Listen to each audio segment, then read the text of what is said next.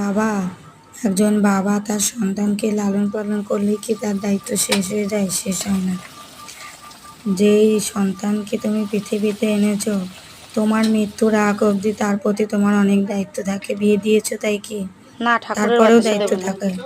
একজন মেয়েকে বিয়ে দেওয়ার পর মেয়ের বাবার দায়িত্ব কি জানো? জামাইকে খুশি রাখা, মাকে খুশি রাখা, নাতি পুতিকে আনন্দে রাখা, মানে দেবে নাকি?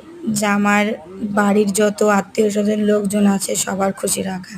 তো প্রত্যেক বাবা মার কি সামর্থ্য হয় যে নিজের সংসার সামলাও, নিজের বাচ্চা কাচ্চা সামলাও, নিজের আপনজন সামলাও, তারপরে আবার মেয়ে বিয়ে দিলে মেয়ের শ্বশুরবাড়ির পরিবারকে সামলাও?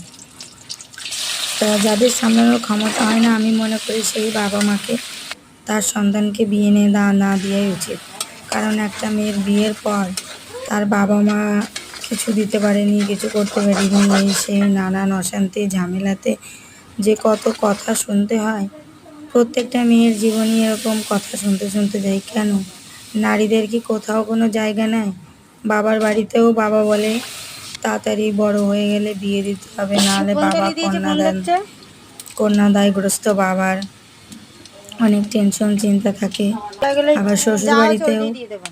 স্বামী উঠতে বসতে বলবে তোমার বাবা কি দেছে, তোমার বাবা কি করেছে, তুমি বাড়ির জন্য কি করো, তোমার তোমার মা কোনো শিক্ষা দেয়নি, তোমার বাবা কোনো শিক্ষা দেয়নি, তোমার জন্মের ঠিক নেই।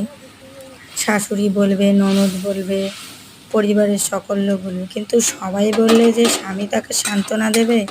তা যেই পুরুষ সান্ত্বনাই দিতে পারে না, বইয়ের মনই বোঝে না, বইয়ের মন রক্ষা করতে পারে না, আমি মনে করি সেই পুরুষের বিয়ে না করাই উচিত।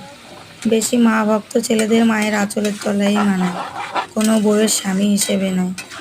একটা ছেলে বিয়ের পর যেমন তার মাকে যেমন সারা জীবন ভালোবাসবে, মা ফেলে দেওয়ার জিনিস না, ঠিক তাকেও বুঝতে হবে বউ ফেলে দেওয়ার জিনিস না।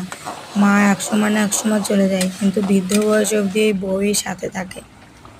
তো যারা বোঝে না তাদের বিয়ে না করাই উচিত আমি মনে করি।